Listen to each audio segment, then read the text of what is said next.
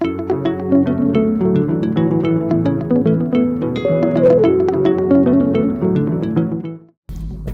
my name is George Chipulu. I'm a medical officer by profession. I work from Kawe Central Hospital, and the course offered to me was Respiratory Medicine, MSc in Respiratory Medicine. I am yet to complete, but I've completed the PG diploma. It's an interesting course because the content is what we generally see, the type of patients, the type of programs that I did is some of the patients that we attend to on a daily basis. The course content involved general respiratory medicine, which included chronic disorders like COPD, asthma, cancers, and infectious diseases. Common infectious diseases here are TB, HIV related, and so on. And these are some of the things that we see on a daily basis, including asthma. Of course, we have some cases of COPD. And because of that, now we are able to make a diagnosis of most of those conditions and be able to treat them. In terms of achievements, currently, respiratory medicine in this country is poorly developed. So in terms of investigations and all that is not up to date. So at our hospital, we are only able to do chest x-rays, and that makes it a little bit difficult to make a diagnosis. However, we're still able to make diagnosis for certain conditions, for example, asthma, TB, and so on, and be able to manage them accordingly. In terms of teaching, yes, I do a lot of teaching to students, both the undergraduates and the postgraduates. Whereas in terms of awards, not yet there, but hopefully we can get one also as we go.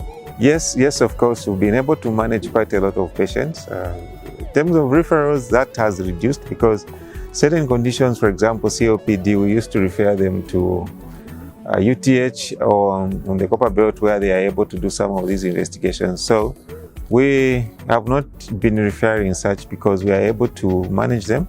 We are able to make the diagnosis based on the history and a little bit of examination.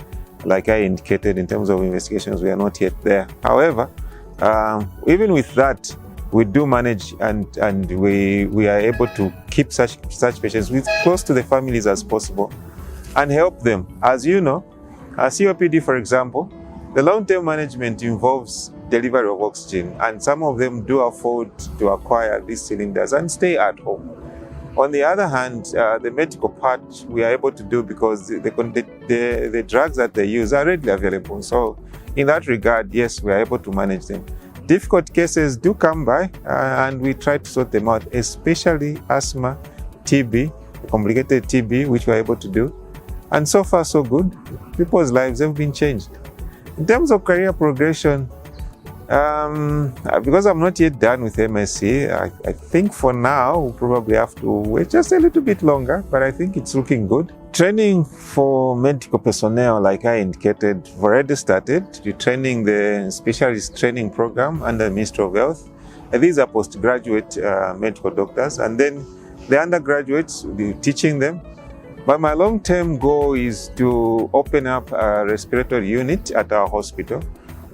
So I'm looking at acquiring some pieces of equipment that can help make the diagnosis of certain conditions, be able to examine them right here in Kawe, and be able to make the diagnosis and treat them locally. So in terms of career progression, in terms of long-term studies, for me, I would like to go into more research because these are some of the conditions that are poorly researched. For example, asthma. We don't have that much information about it, at least in this country. And so I'd like to go into that and do a little bit more of research. First of all, the training is online. It's purely online, so you do it from the comfort of your home.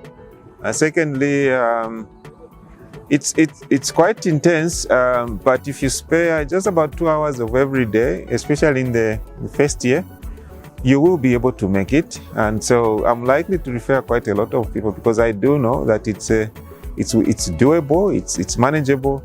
And for a medical doctor who is always busy with things other than work, you have to have just a little bit of time to extend your studies and be able to acquire this new information. I wish to extend my gratitude to Merck Foundation for having given me an opportunity to study at the University of South Wales and Lena, who have been supportive throughout the program, and with that, I'm very, very grateful.